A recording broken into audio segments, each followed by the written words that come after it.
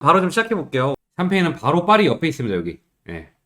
이제 세부 지도예요. 샴페인 내에 4개의 수 해지용이 있다. 이제 해지용이라고 하는 게 큰 지역을 얘기하는 거예요. 샹파뉴, 부르고뉴, 알자스 뭐 이런 거. 수 해지용은 해지용 밑에 있는 해지용이다 생각하면 되고 4개가 있습니다. 4개. 첫 번째가 몽타뉴 드 랭스, 그 다음에 발레들라 마른, 그 다음에 꼬뜨 데 블랑, 그 다음에 꼬뜨 데 바, 이렇게 4개가 있어요. 위치가 어떻게 되냐면 여기가 랭스고 그 다음에 에페르네라고 있습니다. 에페르네. 사실 여기가 중요해요. 에페르네 근처에 그랑크리 마을들이 그냥 널려 있고 그냥 여기 가면은 유명한 도면들이 다 있어요. 지금도 보면 이 에페르네를 기준으로 이쪽에는 몽타뉴 드 항스, 그 다음에 여기는 꼬뜨 데 블랑, 이쪽에는 발레들라 마른이 있어요. 꼬뜨 데 바는 요 밑에 있어요. 중요한 거는 요 몽타뉴 드 항스하고 꼬뜨 데 블랑 요 2개가 가장 샴페인에서는 고급이고 유명하다고 생각을 하시면 되겠습니다. 이 랭스하고 에페르네 사이에 요 길이 하나가 있는데요. 여기가 산이에요, 산. 에페르네에서 항스 넘어갈 때 이렇게 언덕 가다가 그 뒤로는 위에 구릉이 쭉 있고 그 다음에 이게 다시 내려가거든요. 그래서 이 가운데 지역을 몽타뉴드 항스라고 하고 에페르네 남쪽을 꼬뜨데 블랑, 그 다음에 서쪽을 발레들란 마른이라고 하는데 랭스랑 에페르네 사이에 마른 강이 쫙 흘러요. 그래서 이 발레들란 마른이라고 합니다. 역사. 샴페인이 또 역사가 깊기 때문에 역사 얘기를 안 할 수가 없어요. 베네딕트 수도의 덕분에 9세기부터 와인 산지가 발전을 했다. 우리나라 고려시대 때부터 했는데 이 지역에서는 산의 와인, 강의 와인으로 불렸던 이미 유명한 와인 산지였어요. 이 샹파뉴는. 아까 제가 몽타뉴드 항스 얘기했잖아요. 그 산의 언덕에다가 포도밭을 쫙 깔아놨다는 거죠. 그래서 산의 와인이라고 불렸고 이 랭스 쪽에는 이 마른 강이 제가 아까 있었다 그랬잖아요. 피비에르가 이제 강이란 뜻이거든요. 그래서 이 강의 와인 이런 식으로 2개로 나눠가지고 이미 유명한 와인 산지로 불렸다는 거죠. 샹파뉴가. 부르고뉴와 예전에 경쟁 관계였던 와인 산지. 왜 경쟁 관계였을까요? 지도를 봐야죠. 여기 딱 경계를 해가지고 밑에 부르고뉴, 위에가 샹파뉴입니다. 일단 붙어 있어요, 이렇게. 제가 그때 부르고뉴 역사할 때도 말씀드렸는데 바로 이 위에가 이제 플랑드르 지역이에요. 돈이 많아, 돈이. 유대인들 많고. 근데 이 샹파뉴랑 부르고뉴가 둘 다 유명해. 당연히 경쟁하는 거죠. 여기저기서 탐을 냈겠네요. 예전에는 샹파뉴도 거품이 있는 와인이 아니었고 둘 다 똑같은 스틸 와인을 생산했단 말이에요. 품종도 똑같아 심지어. 그러니까 둘이 경쟁이 안 될 수가 없는 거 이게 엄청 싸우는 거죠. 17세기부터 샹파뉴 와인이라는 용어가 생겼대요. 근데 그때는 샹파뉴 와인이지만 거품 있는 와인이 아니었던 거지. 근데 어쨌든 스틸 와인이 이미 유명했다는 거예요. 아이 와인으로 이미 유명했다 돼 있는데 아이라는 아주 유명한 그랑크리 마을이 있어요. 거기가 피노누아가 엄청 유명합니다. 그 다음에 17세기까지는 스파클링이 아닌 일반 와인이었다. 16세기 말 17세기 초에 영국인들 덕분에 스파클링 와인이 등장하기 시작했어요.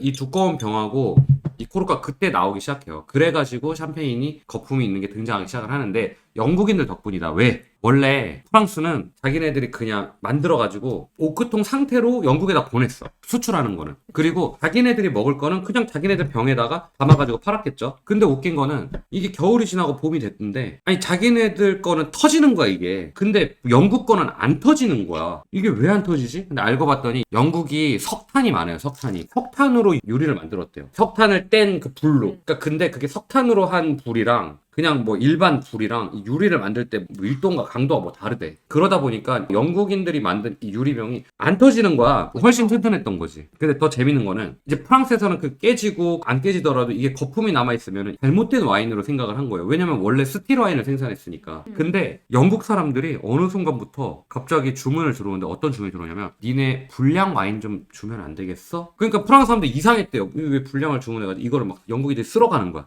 왜냐면 영국에서 불량이라고 생각했대. 이 거품이 있는 지금의 샴페인 그거를 마셔봤는데 처음엔 당연히 자기네들도 불량이라고 생각했겠지. 근데 또 원래 마케팅은 어디서부터 오죠? 위에서부터 오죠. 영국의 왕실 귀족들이 그거를 맛보더니 오 이거 특이한데? 자기네들 파티 같은 거 할 때 들고 온 거야. 뭐야 이거 맛있는데 이거 어디서 갖고 온 거야? 그랬더니 이거 샹파뉴 지방 와인인데 이거 불량품인데 이거 내가 볼 때는 너무 이게 훨씬 더 맛있는데? 그러면서 불량품을 막 주문을 한 거야. 그러니까 프랑스 애들도 이게 좀 뭔가 싶은 거야. 그러면서 이게 야 이거 되겠다. 왜냐면 이미 그때는 영국 사람들이 다 수입을 해갔으니까. 그래서 샴페인이 시작이 됐다라고 보시면 될 것 같고요. 18세기부터 그러니까 1700년대부터 자율적으로 스파클링을 생산을 했대요. 돈이 되니까는 영국 애들이 이걸 더 사가는 거야. 그러니까 이게 이제 만들기 시작한 거야 자기네들도. 근데 품질이 차이가 있었대요. 왜냐면 기술이 없으니까 막 어떻게든 만들긴 했는데 이게 막 터지기도 하고 그 다음에 맛도 없고 막 이제 막 자기 제각각인 거야. 그게 이제 18세기까지 이제 역사고. 자 등장합니다. 이제 드디어 피에르 빼히뇽 베네딕트 수도사였고요. 오빌레라는 마을이 있어요. 조그마한 교회가 있는데 그 안에 가면 돈페리뇽 무덤이 있어요. 굉장히 작은 마을이에요. 근데 거기에 있는 수도 원장이셨어요. 근데 말씀드렸다시피 옛날에 수도원에서 와인 만들고 맥주 만들었다고 했죠. 와인 재배 및 양조 책임자였다. 보면 완벽한 블렌딩 기술. 이 돈페리뇽이 대단한 이유는 이 블렌딩을 처음에 이제 시작을 한 거예요. 샴페인 할 때. 샴페인의 꽃은 블렌딩이거든요. 그래서 그 블렌딩을 돈페리뇽이 처음에 했다. 그게 이제 가장 중요한 거고요. 다들 아시죠? 모에샹똥의 가장 프레스티지 샴페인이 돈페리뇽이죠. 물론 질도 좋지만 어쨌든 유명한 이유가 있네요. 그렇죠. 확실하게. 네. 돈페리뇽이 그냥 이 블렌딩만 뭐 한 게 아니고 아까 얘기했던 이 두꺼운 병 있잖아요. 그리고 이 코르크 이것도 돈페리뇽이 어쨌든 다 도입을 한 거예요. 그러니까 샴페인을 아예 딱 가지고 와가지고 샴페인은 우리 이렇게 만들자 딱 도입을 한 사람이 바로 돈페리뇽입니다. 샹파뉴 지역이 굉장히 추워요. 까부에다가 보관을 해놨는데도 이게 추워가지고 온도가 내려갔다가 봄이 되면은 온도가 조금이라도 올라가요. 그럼 이게 압력 때문에 팡 하고 터져버리는 거야. 왜? 안에 효모가 좀 남아있었던 거야. 겨울에는 온도가 낮아서 잠자다가 봄이 돼서 온도가 올라가면 깨어나요. 그래서 다시 발효를 하는 거야. 병 안에서. 그러다 보니까 이게 압력이 생겨가지고 팡 하고 터져버리는 거죠. 근데 그걸 해결한 게 돈페리뇽이라는 거예요. 두꺼운 병과 이걸 코르크를 도입을 해가지고. 그래서 돈페리뇽이 굉장히 이제 유명 인사가 된 거고요. 그 저희가 이제 샴페인 방문할 때 보면 요즘도 샴페인 병이 터지긴 한대요. 뭐 몇백 병당 한 병 정도? 기술이 발전했음에도 불구하고 어쨌든 그런 일이 아예 없는 건 아니다. 이제 19세기로 넘어옵니다. 수많은 샴페인 하우스들이 탄생을 합니다. 멈, 뽀물리, 도츠, 볼린저, 그다음에 로홍페리에, 크루그 이 수많은 샴페인들이 이때 바바바박 생깁니다. 그러니까 독일계. 이유가 뭐냐면은 지금 샴페인 여기 있잖아요. 여기가 독일이거든요. 독일 여기. 또 그렇게도 독일이구나. 알자스 로렌 지방은 오랫동안 독일 땅이었어요.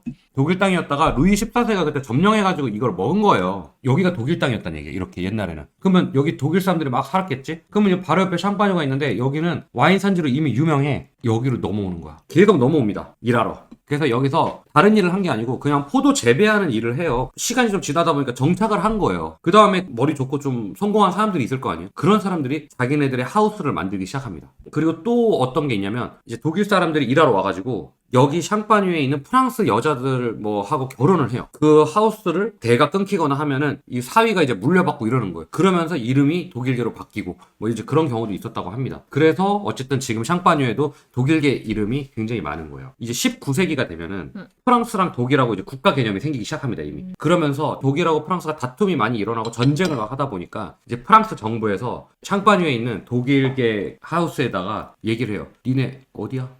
니 독일 사람이야? 프랑스 사람이야? 근데 만약에 내가 나 저 독일 사람인데 하면 어떻게 할 것 같아? 독일로 가야죠. 꺼져!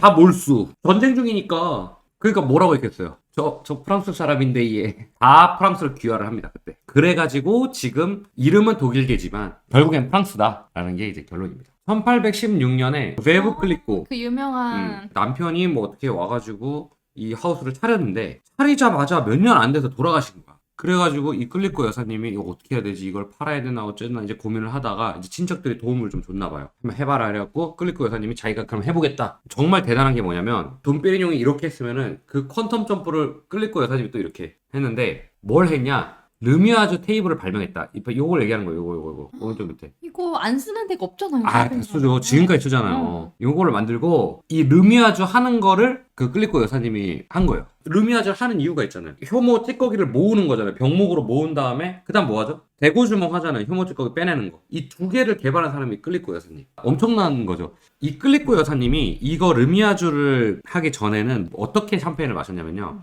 병을 이렇게 딱 세워가지고 몇 시간을 놔둡니다. 그러면 막걸리처럼요? 막걸리죠. 그러면은 이 밑에는 부유물이 이렇게 있어요. 그러니까 그 효모 찌꺼기겠죠. 위에 맑은 샴페인이 있었던 거예요. 그러면 이거를 뽕 따서 이 밑에 게 안 섞이게 진짜 조심해서 이렇게 따르다가 요만큼만 딱 먹고 밑에는 안 먹는 거예요. 예전에는 그렇게 마셨대요, 샴페인을. 근데 여사님께서 르미아주를 만든 거야. 테이블을 만들고 돌리고 따고 이걸 해가지고 딱 이 병에 맑은 샴페인만 딱 남게끔.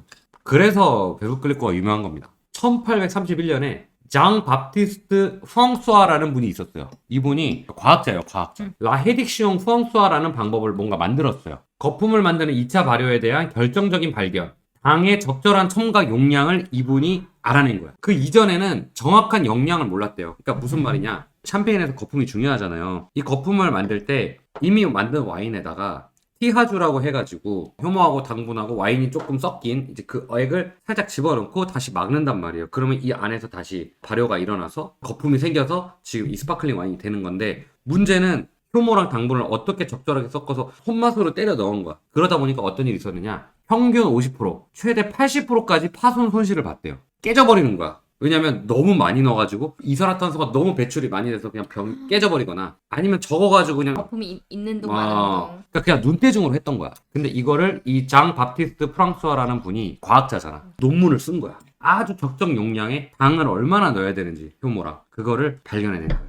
이게 또 1831년이에요. 그러니까 이 19세기에 엄청난 발전이 있었던 거예요, 샴페인에. 그러니까 샴페인이 왜 비싼지, 왜 대단한지를 생각을 해볼 때, 지금 제가 역사를 간단하게 설명하고 있지만 돈페리뇽부터 시작해서 지금까지 계속 그 기술 발전이 몇백 년에 걸쳐서 이뤄왔던 걔네들의 문화유산인 거죠. 그래서 그 장 바티스트 프랑스와라는 분이 이제 그런 거 도자주에 대한 아주 명확한 개념을 정립을 했고, 광고 시장이 커지면서 엄청난 상업적인 발전을 이뤘다. 그 다음에 19세기까지는 스위트 와인이었어요. 이때는 설탕 같은 걸 구하기가 굉장히 귀한 시기였고, 달달한 와인이 최고였어요. 지금이랑은 많이 트렌드가 달랐죠. 한 가지 덧붙이자면 저희가 뽀무리를 방문을 했거든요. 네. 그 가이드님이 얘기해 주셨던 게 뽀무리에서 그 당도를 뺀 샴페인을 처음 만들었다. 보히를 처음 만든 게 어. 뽀무리예요. 왜 그럼 이렇게 만들었냐? 보히를 뽀무리에서 만들었냐? 음식이랑 먹기에는 스위트 와인이다 보니까 또 별론 거예요.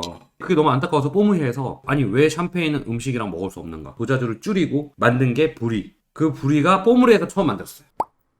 자, 20세기 1927년에 샹파뉴 생산 지역의 경계를 정했어요. 1936년에 AOC 샹파뉴를 획득합니다. 그 다음에 2003년에 와인 산지 확장 프로젝트를 시작해요. 샹파뉴를 좀 제대로 한번 더 키워보자. 2003년. 2003년에. 그래서 2015년 7월에 유네스코 문화유산에 샹파뉴가 등재가 됩니다. 뭐가 등재가 되는지 봐야 돼요. 샹파뉴 언덕에 있는 포도밭을 얘기하겠죠. 그 다음에 샴페인 하우스들, 유서 깊은 건물들이죠. 그 다음에 밑에 지하 꺄브, 그 샹파뉴 지역 곳곳에 이 지하 꺄브가 있는데, 다 연결하면은 진짜 수십 킬로미터 엄청난 그 지하 꺄브를 가지고 있습니다. 그래서 요것도 문화유산에 지정이 돼 있어요. 꼭 방문을 해봐야 되는 곳이고요. 기본적으로 저희가 방문했던 몇 곳들은 그 지하에 그냥 자기네들 거 한 2, 3km는 그냥 기본적으로 가지고 있어요. 여기 보면은 이게 그 마크인데, 여기 보면 3등분 돼 있죠. 이게 하우스, 이게 꽃도, 언덕. 그 다음에 여기가 지하 꺄브, 이렇게 세 개 나눠 딱 돼 있는 거예요, 그림이. 자, 요거를 알려드릴 거예요. 이제 어떻게 샴페인이 생산을 되는지 뭐 대충 알고 계실 거예요. 근데 모르셨던 분들은 오늘 보면서 샴페인이 이렇게 만들어지는구나 라는 거 보시면 되고, 와인 학교에서 배운 대로 그렇게 알려드리도록 할게요. 라 메토드 샹푸 누아즈라고 적혀 있는 거예요. 이게 뭐냐면 샹파뉴 방식이라는 겁니다. 샴페인 만드는데 샴페인 방식 당연한 거 아니야? 라고 생각하시는데, 프랑스의 스파클링 와인은 대부분이 이 샹파뉴 방식으로 만들어집니다. 무슨 말이냐면 샹파뉴 지역 말고 다른 지역에서도 스파클링 와인을 다 만들어요. 알자스, 부르고뉴, 보르도, 루아르 다 만드는데, 그건 다 뭐라고 하죠? 크레망이라고 하죠. 그래서 크레망드 뭐 쥐라, 크레망드 부르고뉴 뭐 이런 식으로 하는데, 이름은 크레망이지만 방식은 다 이 샹파뉴 방식으로 만드는 거예요. 그리고 같은 말이 있는데, 그게 뭐냐면 메토드 트라디시오넬이 영어로 트레디셔널이에요. 그러니까 전통적인 방식으로 만든다. 샹파뉴 방식이 전통적인 방식이라는 거예요. 그러니까 얼마나 이 샴페인 만드는 방식이 옛날부터 대대로 쭉 내려오는 것인지 알 수가 있죠. 그리고 스파클링을 만드는 거에 있어서 이 샹파뉴 방식이 거의 하나의 메인 방식으로 정립이 됐다. 이렇게 보시면 될 것 같아요. 그러면 샹파뉴 방식이 뭐냐? 이제 가장 첫 번째로 포도를 수확하는 거 있잖아요. 열매를 온전히 유지하기 위해 손수확. 그러니까 요거는 그러니까 필수 조건이에요, 필수 조건. 그 다음에 두 번째 프레스와주라고 해요. 압축하다 뭐 이런 뜻이거든요. 과즙의 착색을 방지하기 위해 빠르고 섬세하게 압착을 한다. 여러분들이 지금 드시고 계시는 샴페인은 전부 다 화이트 와인 색깔이에요. 빨간 샴페인은 없어요. 물론 로제가 있긴 하지만 그거 말고 레드 샴페인은 없어요. 근데 품종은 분명히 피노누아랑 피노 뮤니에가 있거든, 레드 품종이. 그게 왜 그러냐? 우리 포도 먹을 때 보면 껍질은 빨갛지만 안에는 하얗잖아요. 포도를 이제 가지고 와가지고 아주 섬세하고 빠르게 이걸 압착을 해가지고 하얀 열매의 즙만 짜내는 거예요. 그러니까 이게 기술이에요, 이게 기술. 이게 굉장히 힘든 작업이라고 합니다. 이런 기계가 있어요, 왼쪽에. 이게 이제 옛날 기계인데, 여기에다 포도를 가득 넣고 그다음에 요거를 해가지고 쭉 짭니다. 이게 얼마나 얼마나 중요한 작업이었냐면 옛날에는 이걸 압착만 하는 집이 따로 있었어요. 그러니까 샴페인이 약간 분업 체계가 돼 있었어요. 방앗간 생각하면 돼. 방앗간. 포도를 가지고 가면은 이 포도를 압착해주는 데가 따로 있어요. 그만큼 기술이 필요했다는 거죠. 요즘에는 이제 이런 기계로 합니다. 네, 기계로 하니까는 뭐 좀 더 좀 정밀하게 할 수가 있겠죠. 이 압착할 때 4,000kg 포도에 25.5헥토리트만큼만 과즙이 가능하다. 그러니까 샴페인이 굉장히 그 규제가 철저한 거예요. 그리고 각각의 품종과 크리는 따로 압착합니다. 벌써 샴페인 왜 비싼지 점점 감이 오시죠? 160kg 포도에서 약 100리터 정도 와인이 생산된다. 자, 일단 로제 와인이 또 갑자기 나오네요. 샴페인에는 두 가지 타입의 로제가 있어요. 첫 번째는 블렌딩 로제. 이게 이제 뭐 거의 대다수라고 보시면 됩니다. 화이트 와인과 레드 와인의 혼합. 이게 일반적인 방법이다. 근데 그러면 그것만 있냐? 그게 아니고 레드 품종을 짧게 침용해가지고 만드는 것도 있어요. 근데 일반적이지는 않고요. 대부분 큰 하우스들 로제는 다 블렌딩이고 몇몇 도면들에서 이런 침용 방식도 쓰기는 합니다. 그 다음이 1차 발효, 이제 알코올 발효를 시작합니다. 와인을 만드는 거예요. 다른 지역에서 와인 만드는 거랑 완전히 똑같아요. 알코올 발효를 하고요. 젖산 발효를 또 하죠. 알코올 발효가 끝나면 이제 사과산을 젖산으로 바꿔주는. 그 젖산 발효가 되면은 조금 더 와인이 부드러워지는 거예요. 근데 요즘 생산자들은 트렌드가 산도를 워낙 중요하게 여기기 때문에 그 젖산 발효를 안 하는 경우가 많이 있습니다. 그래서 여기도 보면은 무조건 하는 건 아니다 라고 이제 적혀 있어요. 그 다음에 이제 와인 만드는 건 똑같이 수티하주하고 필트하시움. 그러니까 수티하주는 이제 통 바꿔주면서 계속 그 불순물이나 침전물 같은 것도 걸러주고 하는 작업이고, 그 다음에 필터하시용은 필터링 작업하고요. 기존 와인에서 다 하는 거죠. 그 다음에 이제 블렌딩을 합니다. 예를 들면 보르도 같은 경우에는 블렌딩을 딱 하나만 하잖아요. 품종끼리만의 블렌딩을 하잖아요. 그럼요. 근데 샴페인은 세 가지 블렌딩을 해요. 첫 번째는 크리 블렌딩, 두 번째는 품종 블렌딩, 세 번째는 빈티지 블렌딩. 이게 아주 중요한 단계라고 적혀 있는데, 첫 번째는 크리 블렌딩. 샴페인은 마을마다 크리가 정해져 있어요. 근데 예를 들어 그랑크리 밭끼리만 섞을 수도 있고, 그럼 그게 그랑크리가 되겠죠. 프리미의 크리끼리만 섞으면 프리미의 크리가 되겠죠. 두 개를 같이 섞으면 밑에 걸로 해야겠죠. 그런 식으로 크리끼리 막 섞어요. 한마디로 밭끼리 막 섞는 거예요. 마을끼리 막 섞고. 왜냐면은 각각의 특징이 다 다를 거니까. 두 번째는 품종 블렌딩. 피노누아, 피노미뉴에 샤르도네 요 세 개 가지고 썼거든요. 그 다음에 빈티지 블렌딩. 이거 뭐 다 아시죠? NV라고 해가지고 넌 빈티지. 짧게는 뭐 3에서 5년치 블렌딩을 하고요. 뭐 크로우 같은 경우에는 뭐 10몇 년치를 합니다. 요 세 가지 블렌딩을 하는데 이게 말만 들어도 엄청 복잡할 것 같지 않나요? 경우의 수가 너무 많잖아요. 네. 보통은 우리가 샴페인 얘기할 때 뭐 블랑 드 블랑, 블랑 드 노아, 빈티지 뭐 2012, 뭐 2008 요런 게 되게 비싸고 되게 당연히 좋은 거라고 생각을 하잖아요. 맞아요. 그게 퀄리티가 뭐 좀 더 좋을 수 있고 어떻게 보면 더 비싸게 팔고, 밑에 보시면 넌 빈티지 그 불이 있잖아요. 기본 엔트리급 그 블렌딩 샴페인이 각각의 하우스의 정체성을 나타내는데, 물론 이제 그 더 좋은 끼배들을 생산을 하긴 하지만 그네들의 가장 기본 끼배를 보면 다 블렌딩을 엄청 한단 말이에요. 근데 그 블렌딩 작업이 얘네들한테는 굉장히 중요한 작업이고 자기네들의 정체성을 나타내는 거예요. 아이덴티티. 우리는 좀 더 무거운 샴페인을 원한다? 그러면 좀 레드 품종을 블렌딩을 할 수도 있는 거고, 아니면 우리는 좀 더 상큼하고 가벼운 걸 원한다? 그러면은 뭐 샤르도네를 많이 쓴다거나, 아니면 빈티지를 섞을 때 좀 위에 걸 많이 섞는다거나, 하여튼 그런 여러 가지 그 복잡한 그 블렌딩을 통해서 자기네들의 아이덴티티를 나타내는 거예요. 그냥 넌 빈티지 불이 제 기본 기배를 무시할 건 아니에요. 그 하우스들의 정체성을 나타내기 때문에 기본 기배들끼리 비교 테이스팅을 해보는 것도 아주 좋은 기회겠죠. 이제 블렌딩을 한 다음에 이제 띠하주를 해요. 띠하주가 뭐냐면 뭘 집어넣다 이런 뜻이에요. 띠하주용 리큐어를 주입합니다. 와인하고 당, 그 다음에 효모를 같이 섞은 액이에요. 그 액을 요 조만한 거에다가 살짝 해가지고 안에다가 살짝 집어넣어. 이 비듈이라고 하는 걸 꼽아요. 다시 막는 거예요. 그래서 이렇게 주입을 하면은 무슨 일이 생기냐? 병 내에서 2차 발효가 일어난다. 이제 그 당분을 먹으면서 이산화탄소를 막 배출을 하는 거예요. 그게 거품이 되는 거예요. 가스를 넣는 게 아니라 가스를 만들 수 있는 환경을 만들어주는 거네요. 그렇죠. 그 다음에 이제 숙성 단계에 들어가는데, 효모 찌꺼기와 함께 숙성을 한다. 병 안에서 2차 발효를 했잖아요. 또 효모 찌꺼기가 나올 거 아니에요. 그럼 그 효모 찌꺼기가 이 병 바닥에 쫙 쌓인단 말이죠. 그거랑 같이 또 숙성을 시키는 거예요. 그러면은 효모 찌꺼기도 풍미를 엄청 많이 일으키기 때문에 더 아로마나 이런 게 더 풍성하거든요. 자, 샴페인은 기본적으로 15개월을 숙성해야 돼요. 제일 기본. 비싼 이유가 나오죠. 이미 와인 만들 때 숙성을 몇 개월 했는데 병 숙성을 또 15개월을 해야 돼. 샴페인에서 보통 빈티지 뭐 2002, 2008 적혀있는 거는 최소 3년 숙성을 해야 됩니다. 최소 3년. 근데 보통 3년 이상 하죠. 그 다음에 이 최상위 급에는 그 이상 숙성을 한다. 그 다음에 또 중요한 작업이 있습니다. 우리 끌리코 여사님께서 개발하신 이 르미아주. 일단 점 찍기. 왜냐면 병을 돌리는데 병에다가 점을 하나 안 찍어 놓으면 어떻게 돌리는지 모르잖아. 그 다음에 이 르미아주를 합니다. 이 르미아주가 조금씩 돌리는 거예요. 이 테이블이 홈이 그냥 이렇게 병을 꽂는 게 아니고 홈이 약간 요상하게 파져 있어요. 그래서 이거를 조금씩 돌리면 어떻게 되냐면 처음에는 이렇게 수평으로 돼 있다가 점점 돌리면서 모으면 마지막에는 거의 수직으로 돼 있고 병 목에 그 찌꺼기들이 다 모이게 되는 거예요. 옛날에는 당연히 수동으로 했는데 6주가 걸린대요. 하루에 5만 병을 돌린대요. 하루에 5만. 손목 나갈 것 같은데? 아주 고통스러운 작업. 사람은 기계를 만들 줄 알죠? 기호팔레트라는 기계가 있습니다. 일주일 걸립니다. 한 대당 540병을 할 수 있어요. 이 기계요, 이 기계. 샴페인에서 가장 중요한 작업 중에 하나입니다. 대구주먹. 효모 찌꺼기 및 침전물을 배출한다. 지금 이렇게 모여 있어요. 다 모은 거예요. 처음에는 얇게 펼쳐져 있어요. 병 바닥에. 그거를 뚜뚜뚜뚜뚜뚜 하면은 이렇게 병 목으로 딱 모이는 거예요. 자, 두 가지 방법이 있습니다. 알라 볼레. 수동 방식이에요. 그게 뭐냐면 이거를 일시적으로 이렇게 땅 따면은 뽕 하면서 거의 로켓 발사하듯이 얘가 뽕 하고 나가는 거예요. 두 번째 방식이 요즘 제일 많이 하는 방식인데 병 목을 여기를 순간적으로 영하 25도로 탁 얼립니다. 얼린 다음에 이걸 뭐 탁 뺀대요. 이게 이제 알라 볼레 방식인데 이런 오크통이 있어요. 그래서 여기 가운데를 딱 뚫어 놓은 다음에 잡아놓고 퐁 하면 막 거품이 막 흘러요. 요 방식이 있고 그 다음에 이거는 이제 기계로 얼린 다음에 이제 뭐 툭툭 빼는 거죠. 뭐.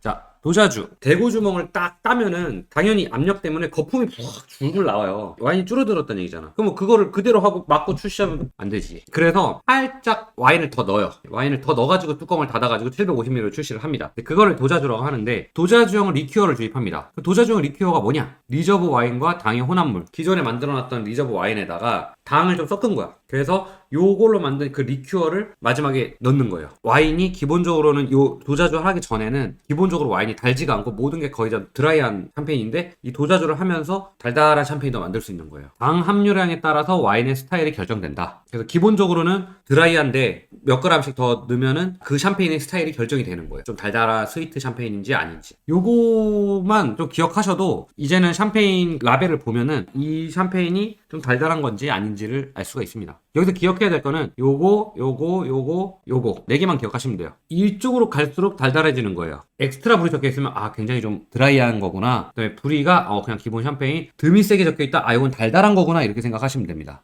네. 요거는 이제 또 샴페인 스타일이 또 워낙 다양하니까 구분을 해놓은 건데 블렌딩은 그야말로 피노누아, 피노미니에 샤르도를 섞은 거고 블랑드 블랑은 샤르도네, 블랑드 누아는 피노누아랑 피노미니에로만 만든 거, 레드 품종으로만 만든 거, 그 다음에 로제 샴페인이 또 있죠. 요렇게 샴페인 일단 나누고요. 또 어떻게 나누냐? 밀레짐에 빈티지냐 넌 빈티지냐 NV, 그 다음에 박셀레어라고 해가지고 이제 밭, 그 다음에 이제 프레스티주. 예를 들면 뭐 모에샹동의 프레스티주가 돈페리뇽, 그 다음에 뭐 베브클리코의 프레스티주 끼베는 긍담, 루이 호드레는 뭐 크리스탈, 뭐 이런 식으로 그런 프레스티주 끼베가 자기네들 나름대로 또 있죠. 그런 식으로 이제 또 스타일을 나눈다라고 보시면은 될 것 같습니다. 앞서 말씀드린 대로 이제 여러 가지 스타일이 있잖아요. 하우스들이 이제 그런 스타일들을 자기네들이 이제 만드는데 여러 가지 끼배가 있는 거죠. 멈을 갖고 왔습니다. 샴페인이 종류가 이렇게 많아요. 끼배가 한 군데에서도. 여기 보면 부휘라고 돼 있죠. 가장 기본 끼배인 거예요. 엔트리급. 하지만 제가 말했죠. 이거를 마셔보면 이 멈의 그 아이덴티티 이런 걸 알 수가 있다. 그걸 말씀드리는 거고. 두 번째는 색깔부터가 딱 뭔지 알겠죠. 로제입니다. 로제. 이게 지금 잘 안 보이실 텐데 로제라고 적혀 있어요. 그리고 이 세 번째가 보면은 드미색 딱 적혀 있습니다. 드미색. 이제는 여러분들도 이 드미색을 딱 보는 순간 이거는 달달한 샴페인이구나 라고 보셔야 되고, 네 번째는 밀레짐의 2006 블랑드 누아흐 레드 품종으로만 만든 거예요. 레드 품종으로만. 그 다음에 블랑드 블랑 샤르도네로 만든 겁니다. 그 다음에 요거 프레스티지 끼베. 정말 이게 딱 보면은 모든 스타일의 샴페인을 다 생산한다. 좋은 예죠. 샴페인만 있는 게 아니에요. AOC 꽃도 샹푸누아라고 있습니다. 꽃도 샹푸누아라고 일반 와인도 만들어요. 레드, 화이트, 로제 다 만들어요. AOC 샹파뉴와 같은 품종, 피노누아, 피노미니에, 샤르도네. AOC 샴파뉴와 같은 지역, 적은 생산량 많이 없어요. 지금 보면은 이게 지금 에글리우이거든요. 이게 꽃도 샹푸누아라고 적혀 있으니까 이거는 샴페인이 아니야. 이거. 꽃도 샹푸누아는 사실 찾기가 쉽진 않아요. 워낙 적다 보니까 생산량이. 근데 굉장히 맛있어요. 먹어볼만 하고요. 먹은 거 중에서 기억이 딱 나는 거는 그 앙리지로 방문했을 때 꽃도 샹푸누아 블랑을 먹었습니다. 샤르도네 100%로 만든 블랑을 먹었는데 이게 제가 딱 기억에 남는 건 정말 그 미네랄. 또 있어요. 호제데 리세. 피노누아로만 만듭니다. 800헥타르. 오직 이 레 리세라는 마을이 있어요. 리세에서 만드는 호제 와인이라는 얘기겠지. 아주 적은 생산량. 저는 본 적이 없습니다. 루이 14세가 이 로제 와인을 엄청 좋아했다는 그런 썰이 있다고 합니다. 자, 이것도 중요하죠. 샹파뉴에 두 개 큰 생산자 분류가 있습니다. 첫 번째는 개별 생산자들이 있고, 그 다음에 샴페인 하우스가 있어요. 지금 이게 2016년 기준인데, 제가 샴페인 협회 홈페이지에 들어가 보니까 한 10% 정도씩 다 올라갔어요. 전체적으로 샴페인 그 생산자 자체가 늘어났어요. 라벨 이니셜, NM, RM. NM은 샴페인 하우스예요. 네고 시장은 중개인, 도매 뭐 이런 뜻이거든요. 그러니까 한마디로 포도를 사서 쓴다는 얘기거든요. 헤콜떡 마니필렁은 헤콜트가 수확한다 뜻이니까 내가 수확한 포도로 만들었다. 그래서 NM이 적혀 있으면은 이게 샴페인 하우스라는 뜻이고, RM이 적혀 있으면 도메인 샴페인이라고 생각을 딱 하시면 되는데, 중요한 건 그럼 NM이라고 해서 무조건 포도를 사서 쓰느냐? 아닙니다. 예를 들어 앙리지로나 빌게라 쌀몽 이런 데들은 자기네들 밭도 엄청 갖고 있고 자기네들 포도로 만든 게 많아요. 근데 얘네들이 한마디로 사업을 확장을 한 거예요. 자기네들 포도로 만든 건 좀 더 좋게 비싸게 팔고 또 포도를 더 사가지고 또 만드는 거예요. 자기가 양조만 하는 거야. 근데 그렇게 하면 어떻게 되냐? 라벨에다가 무조건 NM을 박아 넣어야 되는 거예요. 보이세요? 꼬딱지만 이렇게는 RM 적혀 있습니다. RM. 도면이란 얘기죠. 그 다음에 크루그 NM 적혀 있죠. NM 하면은 좀 큰 하우스를 생각하시면 되고, RM은 좀 이제 도메인 생각하시면 되겠습니다. 자, 요것도 2016년 버전이고요. 제가 2020년 거 보니까 조금 더 다 이렇게 수치는 올라갔어요. 매출액이 47억 유로, 한화로 한 6조 3천억 정도 됩니다. 6조 5천억 이제 매출인데 그 중에서 3조 5천억 정도를 수출한다. 그 다음에 3억 600만 병 중에서 72%가 샴페인 하우스, 큰 하우스들 있잖아요. 그 큰 하우스들이 생산하는 게 72%고 나머지 조그만한 데들, RM 샴페인이나 이런 도맨들에서 만드는 게 28%. 굉장히 하우스들이 많은 거예요. 그 다음에 프랑스에서는 57%가 샴페인 하우스고 나머지 도맨들이 43%야. 근데 수출은 87%가 샴페인 하우스야. 그러니까는 한국에서 이거 얼마나 구하기 힘들다는 얘기야, 이게. 그러니까 자크셀로스니 뭐 에글리 우에는 이런 거를 비싼 이유가 있어요. 모에샹똥이나 베브클리코 이런 거는 제가 보기에도 물론 가격 차이가 당연히 현지랑은 나지만 그래도 말도 안 되게 나지가 않거든요. 사 먹을만 하다 이 정도인데 도메인에서 만드는 조그마한 샴페인들 같은 경우는 한국에서 너무 비싸더라고요. 좀 엄두가 안 날 정도로. 수치를 보니까 그런 이유를 그러니까. 알겠네요. 수출 시장이에요. 일단 영국이 압도적으로 1등입니다. 미국이 많이 소비를 하기 시작했고 3, 4등이 독일하고 일본이에요. 그 다음에 벨기에, 호주, 이탈리아, 스위스, 스페인 자기네들 거 있는데 먹네. 자, 또 중요하죠. 이런 옛날 전통 잔이 있어요. 볼이 넓고 높이가 짧은 굽이라고 하죠. 쓰지 말래요. 왜 안 하는지는 대충 아시겠죠. 향도 안 나고 뭐 거품도 다 없어지고 뭐 플루트 잔 물음표 돼 있습니다. 당연히 플루트 잔을 생각했는데 물음표 돼 있어요. 향을 맡을 수가 없습니다. 거품은 되게 이쁘게 올라오겠죠. 제가 이렇게 얘기했다고 또 뭐 어디 가가지고 또 뭐 파티할 때도 뭐 이거 무조건 이런 거 쓰면 안 돼 이러면 안 돼요. 제 생각에는 파티 가셔서 이런 거에다 드시면 돼요. 근데 정말 와인의 풍미를 느껴야 되는 것들은 이런 잔을 쓰는 거를 비추한다. 그렇게 보시면 될 것 같고, 이런 잔은 그래도 좀 타협을 한 거죠. 나름 이렇게 굴곡을 만들어서 좀 향을 좀 맡을 수 있게. 그래도 이런 잔을 많이 써라 얘기하죠. 사실은 샴페인은 저는 이렇게 생각해요. 치트키 아무 음식이나 먹어도 돼 라고 얘기하면 또 그러니까 너무 매운 것만 빼고, 왼쪽 위에 이거 캐비어입니다. 캐비어. 돈페리뇽하고 캐비어 먹으면 장난 아닙니다. 그 다음에 이제 굴, 완전 상큼한 샴페인들이 있어요. 그런 거랑 먹으면 묵직한 해산물이랑도 잘 어울리고, 조금 올빈 샴페인하고 플레호띠 먹었죠. 진짜 맛있었고요. 관자랑 끝장나겠네. 브이아 사방 뭐 이렇게 트러블 박힌 거 이런 거고, 또 디저트랑 주의해야 될 게, 저는 디저트랑은 드미색이랑 먹어야 됩니다. 드미색. 달달한 샴페인, 달달한 로제, 하여튼 그런 거랑 드시면 정말 맛있을 거예요. 그리고 이제 여기 안 나왔는데 제가 먹어본 거 중에 로제 샴페인하고 달달한 거 말고 그냥 보리 연어랑 먹으면 그렇게 맛있어요. 샴페인에 대한 얘기는 여기까지입니다.